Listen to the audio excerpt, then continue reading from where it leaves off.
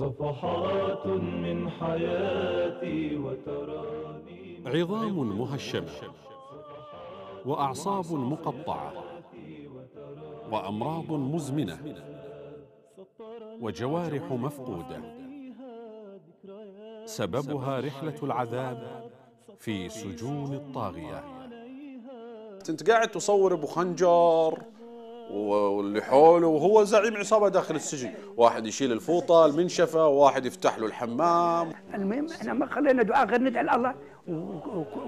ودولاب كفر، يعني كفر موجود وكبل رباعي، وهذا السجان طوله 190 سنتيمتر. كم تتعذب في اليوم من مره انت مع ما بشر؟ مره مرتين، كل ما ودي ادخل اجيب طعام يعذبوني، لان الحالي كنت الحالي بالزنزانه. المهم دخلونا على مهجع طويل كاتب مكتوب عليه مكتوب عليه: يا داخل الى هذا المكان شمر عن السيقان.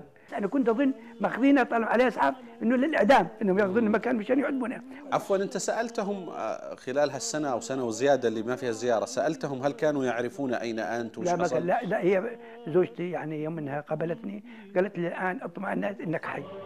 من حياتي وتراني منعذاب.